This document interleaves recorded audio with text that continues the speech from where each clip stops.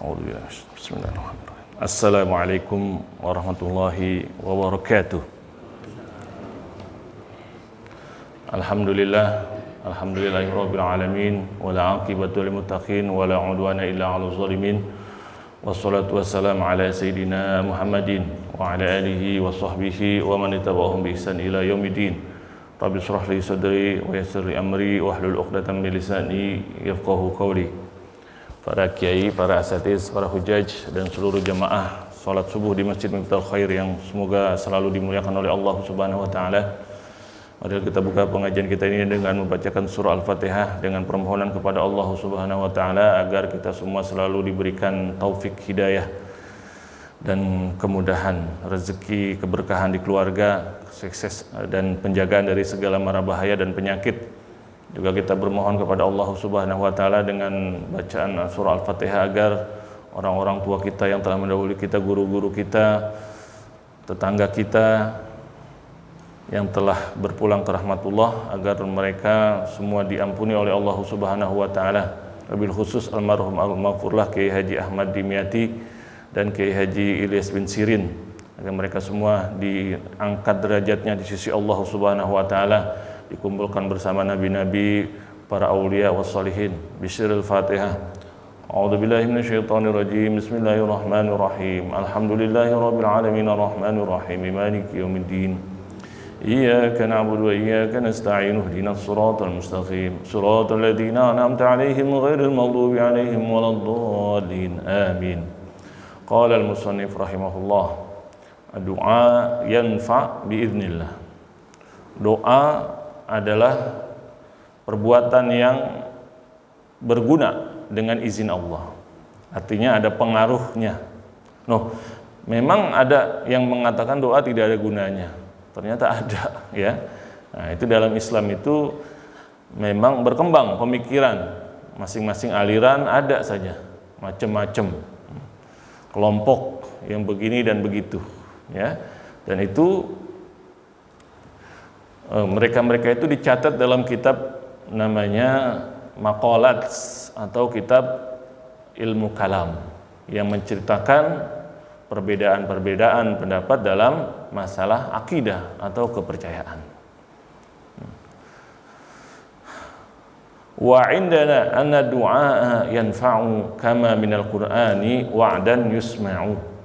Menurut kami, biasa ya, menurut kami anna du'a yanfa'u, bahwa doa itu bermanfaat atau berguna, kama minal Qur'an, sebagaimana terdapat dalam Al-Qur'an, wa'dan yusma'u, yaitu janji bagi orang yang berdoa akan diberikan mengkabulan dari Allah. Ya. Nah, ini biasa kita gunakan atau kita dengar ini indana, ya, di dalam ulama-ulama terdahulu ketika mengungkapkan satu pendapat atau satu sikap, yaitu menurut kami. Nah, itu yang hilang, ilmu menurut kami itu hilang sekarang, digantikan menurut sunnah, atau ini sunnah atau bid'ah. Nah, itu ini benar, ini sesat. Dulu ulama meyakini ini benar, tetap mengatakan menurut kami, menurut kami. Yang sering kita ungkap masalah ini.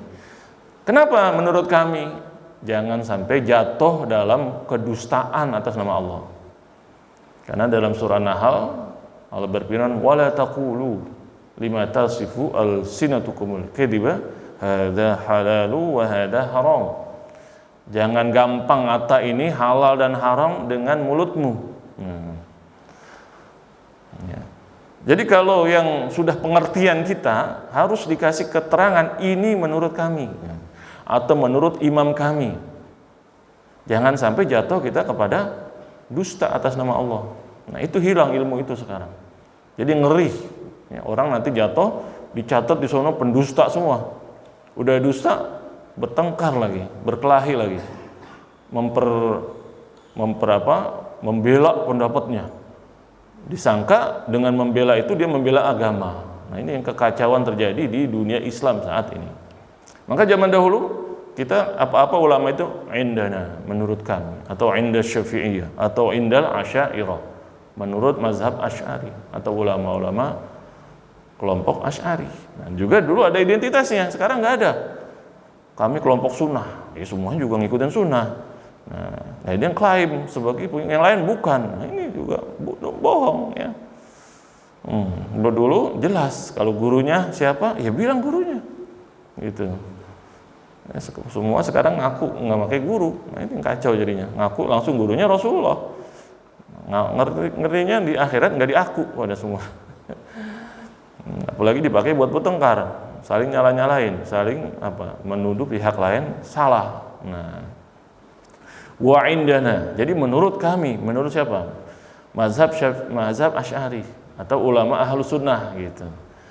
Karena apa? Ya inda ghairina, menurut selain kami, yaitu siapa? Mu'tazilah. Dia bilang enggak. Jadi doa itu apa? Doa itu tolabul adna minal a'la. Yang dari bawah minta ke atas, yang lebih tinggi gitu ya. Di sini doa yang maksudnya di sini adalah tolabul ibad minallah. Hamba Allah itu minta kepada Allah. Dan Allah memerintahkan kita untuk berdoa dan menjanjikan akan menjawab doa itu. Yaitu firman Allah misalnya surah Ghafir ayat 60, ud'uni astajib lakum. Berdoalah, mintalah kepadaku, niscaya aku penuhi. Enggak pakai apa itu? Nanti kapan? Enggak, langsung ud'uni astajib. Nah, ini menunjukkan cepat. Menunjukkan itu enggak pakai lama, enggak pakai apa? Macam-macam. Pokoknya gratis, doa itu gratis. Dan Allah janjikan langsung astajib gitu. Enggak pakai wa nahnu apa nanti kalau begini akan baru dikasih. Enggak pakai langsung ud'uni astajib. Minta kasih. Nah, gitu. Ya. Jadi tinggal minta. Wa idza sa'alaka ibadi anni fa inni qarib ujibu da'watad da'i idza da'an. Juga surah Al-Baqarah. Jika hamba-hambaku bertanya tentang diriku, maka aku ini dekat. Ujibu da'watad da'i idza da'an. Aku balas, aku penuhi orang yang meminta kepadaku jika mereka minta. Tinggal minta aja tuh. Surah Al-Baqarah ayat 186. Bahkan sholat ini namanya itu aslinya sholat itu ad-doa. Jadi kita sholat itu isinya doa semua. Tapi doa yang sudah dikasih namanya strukturnya, prosedurnya. Berdiri dulu, wudhu dulu, ya. Diawali dengan bacaan ini. Terus perbuatan ini dan seterusnya sebagai rukun sholat. Tapi isinya itu sebetulnya doa kepada Allah Ta'ala ya. Demikian juga Al-Quran menceritakan bahwa nabi-nabi dan yang lainnya itu berdoa kepada Allah dan Allah kabulkan mereka.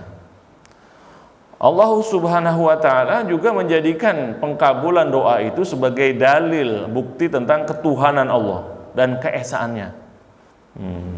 Allah berfirman, "Ammay yujibul mudtarra idza da'ah wa yakshifus su'." Maka siapa yang akan membalas doa orang yang lagi kepepet? Lagi kepepet itu kita misalnya yang di atas kapal lagi oleng-oleng pada berdoa. Oh ya Allah ya Tuhan gitu ya. Ada namanya Cat Stevens ya. Cat Stevens itu penyanyi dari Inggris sangat terkenal. Judulnya lagunya yang terkenal itu Morning Has Broken, terkenal sampai saat ini. Coba Cat Stevens, orangnya gagah, apa istilahnya ganteng gitu ya. Jadi dikagumi orang, terkenal seluruh dunia. Tapi suatu saat dia sedang liburan di laut. Nah pas libur di laut, lagi berenang, ternyata perahunya itu bocor. Dia hampir tenggelam. Maka lagi pegangan pelampung atau apa yang bisa menahan dia minta. Pokoknya penguasa alam gitu. Kalau aku diselamatkan ini, aku akan cari agamamu yang benar. Agamamu yang benar, aku mau cari dah. Kemarin mabok-mabok, main wanita dan sebagainya, namanya artis, orang kaya, terkenal, semuanya pada mau sama dia. Aku mau cari agama yang benar. Akhirnya ternyata kemudian ada yang menyelamatin, tahu-tahu datang perahu ya, menyelamatkan dia, akhirnya selamat. Nah dia ini enggak kebanyakan orang, giliran kepepet minta. Kalau dia ingat kepepet pas selamatin di rumah, langsung dia berubah. Dijanji dia untuk mencari Tuhan. Karena apa? Diselamatin. Tadi saya mau mati. Maka uangnya, tenarnya disenangin orang. Itu nggak ada gunanya saat itu semua. Maka dia memenuhi, dia cari-cari, dia pindah agama ini, dicari sampai Islam ketemu. Akhirnya inilah agama yang saya cari yang benar, Allah kasih petunjuk. Jadi dai Islam sekarang ya di Inggris. Namanya kalau tidak salah Yusuf Islam ya, Yusuf Islam. Dulunya Cat Stephen ya, jadi berubah, sekarang masih hidup. Jadi dia berdoa saat itu. Nah doanya nggak ketahuan sama siapa, pokoknya yang berkuasa dah alam semesta ini, tolong selamatin saya. Kalau saya selamat, udah saya tinggalin ini, saya lupa berubah hidup saya akan cari kamu dengan benar-benar. Nah karena dia jujur, akhirnya diunjukin sampai kepada keyakinan Islam. Jadi sampai saat ini dia masih menjadi dai Islam di Inggris ya. Nah ini jadi bukti bahwa Allah akan mengabulkan doa orang yang minta, tinggal minta saja. Sampai orang yang belum beriman. Ada orang yang katanya non Islam, pada cerita saya di Grogol waktu itu ceramah Ramadan, cerita DKM-nya. Di sini juga Ustadz non Islam katanya ikut-ikutan apa? Sedekah. Lah, kenapa? Dia nggak ini, katanya pas sedekah itu pada apa? Benar kata Ustadz, sedekah itu nambah rezekinya. Jadi usahanya itu pada lancar, sering ikut-ikutan sedekah di masjid. Nah cuman kok nggak masuk Islam? Ya itu dia mau enaknya doang gitu. Masih belum benar nyarinya, baru nyari untungnya. Nah, jadi usahanya itu yang non muslim pada ikut-ikutan, pas pada sedekah pada sukses, pada nambah gitu. Teman diambilnya itunya aja. Nah itu manusia ya. Dia percaya, dia lihat hasilnya ada, tapi kesononya dia belum mau ya. Belum mau. Nah dia ini benar, yang perintah-perintahnya dia kerjakan, hasilnya kelihatan gitu ya. Demikian juga Rasulullah SAW mengajak dan mengajarkan sahabat-sahabatnya untuk berdoa. Dan Rasulullah SAW juga doanya banyak sekali dikabulkan. Dan itu oleh para ulama dijadikan dalil tentang keberadaan Allah. Bahwa manusia akan minta kepada Allah untuk berdoa ketika dalam kondisi sulit dan putus asa. Dan semua ini menunjukkan bahwa doa itu ada gunanya, baik bagi yang hidup maupun yang mati. Dan juga bisa mencelakakan. Ada kejadian-kejadian orang yang dizolimi. Orang yang dizolimi. Ada cerita ya, orang dapat mancing, dapat ikan gede, dibawa pulang. Kemudian preman itu, dia udah mikir tadi, yang mancing itu orang miskin, ntar enak nih ngasih makan anak istrinya. Akhirnya di tengah jalan ada preman. Nah preman itu ngelihat ikan gede, tertarik. Maka akhirnya namanya preman, tukang ngambil, diambil aja. Akhirnya dia sedih banget, ya, sedih. Akhirnya dia pulang sambil nangis, sambil berdoa, ya Allah, tuh balaslah itu orang tuh preman tadi, rasakan bagaimana dia sedihnya aku ini, dia buat dia sedih juga. Akhirnya ikan tadi ngantuk, kena tuh, yang preman tadi kena tangannya, luka, dan lukanya ini nggak bisa diobati dengan obat merah, diobatin pakai apa, nggak luka, malah makin ini, ya, tangannya itu hitam, tangannya mati tangan di sini. Makin banyak, ketakutan preman. Dia cari-cari orang miskin tadi. Akhirnya ketemu, minta maaf akhirnya. Ya minta maaf, maafin saya, zolim tadi ngambil ikan kamu ya. Ya memang tadi katanya saya minta sama Allah supaya kamu ditunjukkan ini kamu ya. Sebagaimana dia menunjukkan kekuasaannya padaku, maka Allah tunjukkan kekuasaannya pada dirinya. Kena langsung preman itu. Nah, maka akhirnya diampuni oleh dia, ya, diampuni. Akhirnya enggak berkembang penyakitnya tadi. Kalau enggak habis semua, ya, badannya. Jadi orang yang dizolimi itu terbuka peluang bagi dia berdoa. Nah, para nabi-nabi itu, ya, sampai pilihannya malaikat datang, mau ngapain nih? Yang orang tadi nimpukin apa, mau ditimpuk juga bagaimana? Nah, cuma nabi-nabi itu milih, jangan. Nah, gitu. Saya berharap mereka nanti minimal anaknya akan ngikutin dakwah Islam. Nah, itu kelebihannya, ya, kelebihannya. Nah, kita ini ada pilihan dua kalau lagi begitu. Mau tadi kan dibales tuh, atau minta sesuatu sama Allah buat diri kita, kesempatan. Karena saat itu kita ada tiket gratis dapat doa yang mustajab. Kalau kita pintar, kita minta, ya Allah saya dizolimi, saya ada kesempatan ini, minta tolong anak-anak saya pada sukses, rezeki saya lancar, biarin dia saya ampuni. Gitu ya, itu yang pintar namanya, menggunakan kesempatan itu buat kepentingan, bukan memenuhi keselnya. Jadi ada kecerdasan di situ, pintar ya. Nah, biasanya itu para ulama begitu. Jadi para ulama juga banyak dizolimi, difitnah, tapi ketawanya bukan diem, tapi berdoa. Doanya buat kebaikan. Ada yang pesantren ditimpukin, dimusuhin, mau digusur apa, minta sama Allah. Ya Allah, jangan sampai kena gusur, bukan malah selamat tapi berkembang berkali-kali. Wah, gitu. Bener, pesantrennya berkembang berkali-kali. Coba kalau yang pada pejabat, yang pada zolim, mati benar misalnya. Tapi ya pesantren juga hancur juga, gitu ya. Nah, jadi ada pilihan di situ, kita cerdas dalam menggunakan kesempatan, ya. Nah, itu Allah kasih buka peluang untuk mustajab di situ, ya. Tetapi Mu'tazilah berbeda pendapat. Mereka berkata doa itu nggak ada gunanya, katanya. Enggak juga berbahaya, gitu.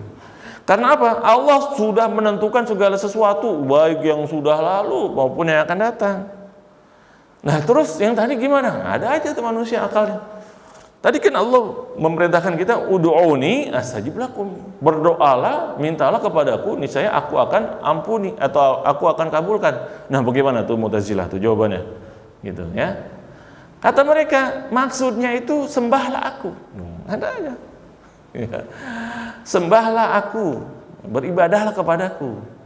Karena ibadah dinamakan doa. Kayak tadi kita kan, sholat itu maknanya doa. Tetapi, nah ini alasan ini batal. Kenapa? Karena bertentangan dengan jelas-jelas makna yang langsung kita pahami dari Quran dan Sunnah. Namanya suruh doa ya doa, suruh sholat lain lagi kan.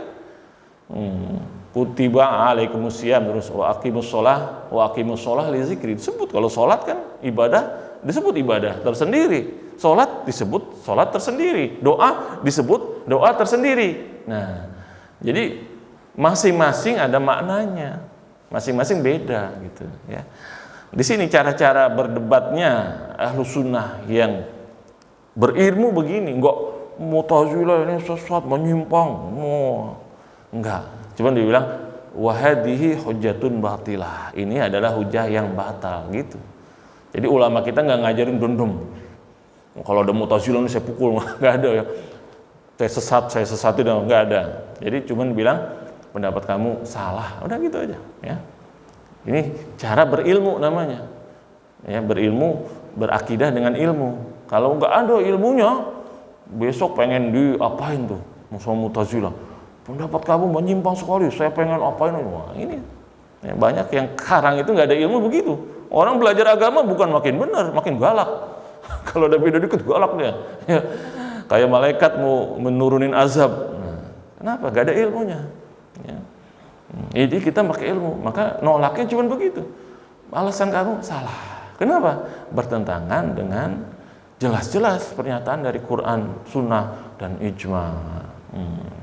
Sedangkan tuh, alasan mereka dengan qadar, dengan takdir tadi, maka jawabnya begini, gitu ya. Kita diajarin begini. Inna du'a kadawa wal ghidha wasyarab. Doa itu sama perumpamaannya seperti obat, seperti makanan, seperti minuman. Maka Allah Subhanahu wa taala telah menjadikan itu sebagai sebab kehidupan. Nah, tetapi yang menyebabkan itu Allah. Bukannya saya karena makan ini masih hidup, bukan ya. Allah menjadikan kita masih hidup. Cara-cara menjaga kehidupan ya dari makan. Ada orang yang nggak makan tapi masih hidup. Ada. Kenapa ya? Yang menjaga kehidupan itu bukan makanan. Ya. Seperti kita ceritakan Imam Nawawi, ya, makanannya cuman satu roti segini, itu pun pas diperiksa, nggak dimakan. Jadi makan apaan tuh dia?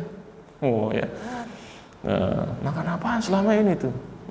Badannya udah kering gitu. Jadi orang kalau ke masjid itu, mana Imam Nawawi? Saya pengen ketemu Imam Nawawi.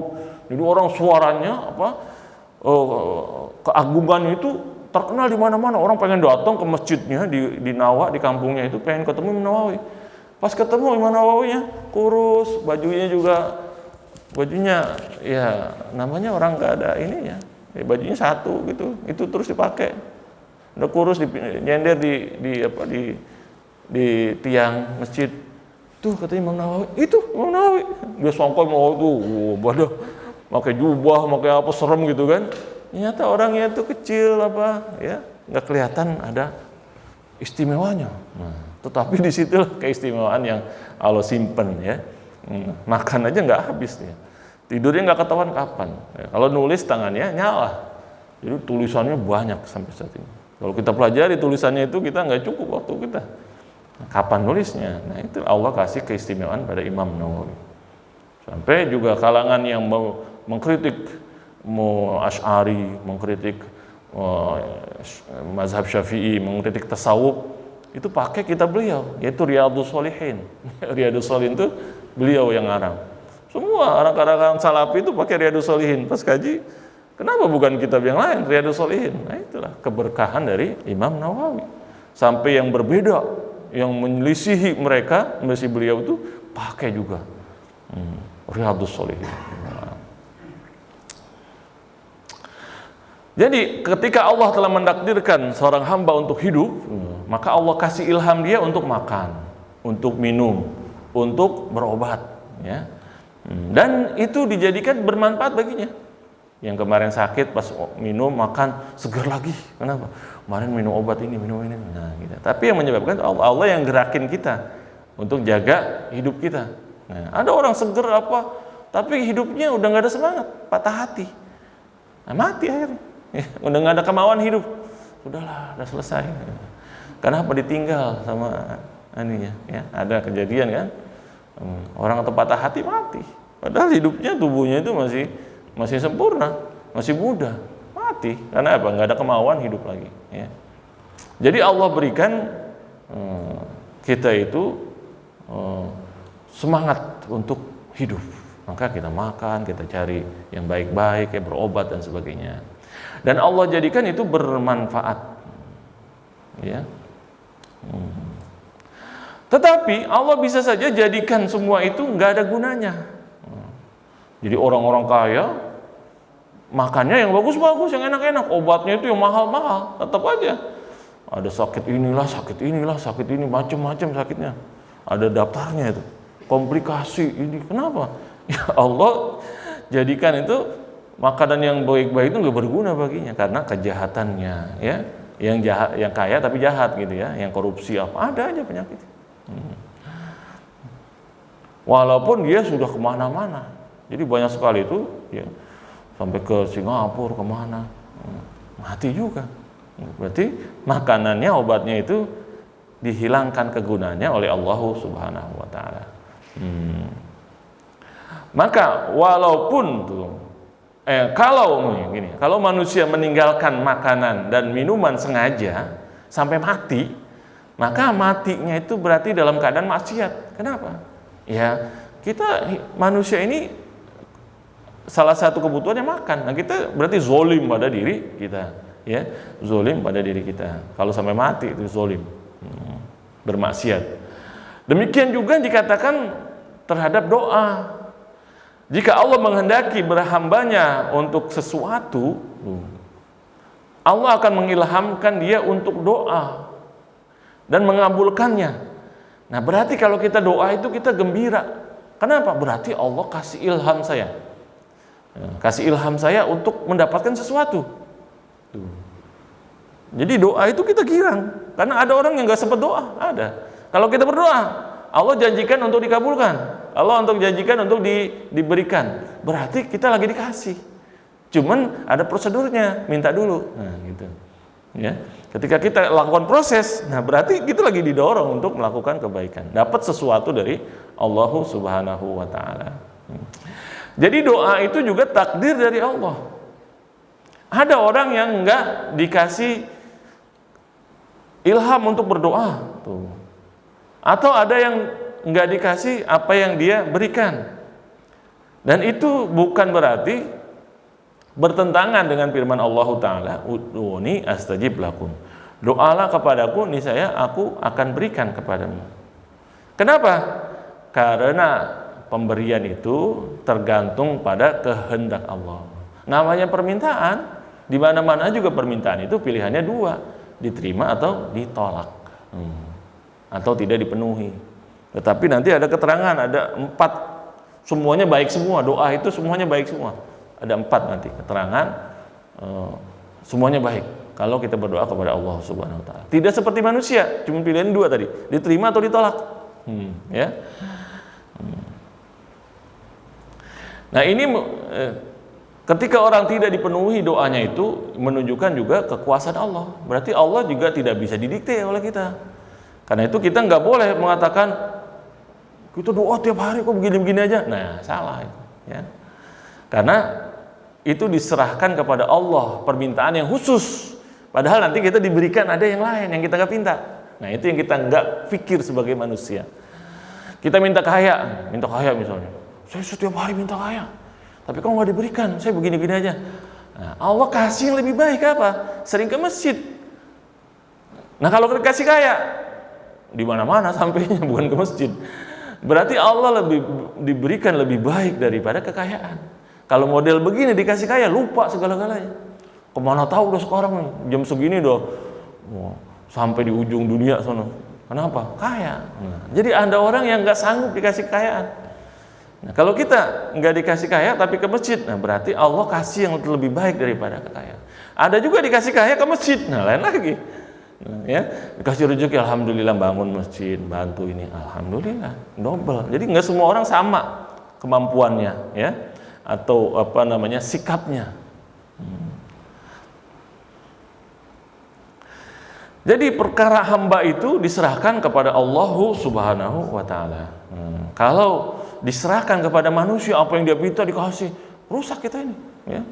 Ada orang benci sama kita, nyerang kita, langsung didoain, ya Allah matiin aja, matiin. Nah, habis sekampung ini. Ada kesenggol dikit, didoain mati, ya, mati juga misalnya, Allah penuhi dah, habis. Karena apa? Kita emosian orangnya, ya. Mood-moodnya berubah-ubah, antara enak, antara senang, antara ini. Nah, maka enggak semua permintaan kita Allah penuhi, ya. Allah berfirman, "Walau basatallahu rizqa li'ibadihi labaghaw fil ardh." Surah Syura ayat 27. Kalaulah Allah kasih rezeki yang banyak kepada hambanya tuh, semua dikasih kepada hamba-hambanya, niscaya berbuat kerusakan di atas muka bumi. Ada iseng, orang kaya itu kadang-kadang iseng, ngapain aja. Ya. Jadi Allah kasihkan rezeki itu juga cobaan. Ada yang berhasil cobaannya, ada yang gagal, ya, ada yang gagal. Kemudian kepentingan hamba juga beda-beda. Ada yang pengen minta si fulan disembuhkan, ada lagi yang minta mati aja, ada juga begitu, ya. Benci banget sama dia, dimatiin aja ya Allah. Ada yang satu lagi, ya Allah ampunilah dia, atau sembuhkanlah dia. Nah, gimana tuh? Doanya 2 pada sosok yang sama, ya. Nah, kalau dua-duanya dipenuhi, mustahil dong. Namanya manusia pasti ada yang senang, ada yang benci.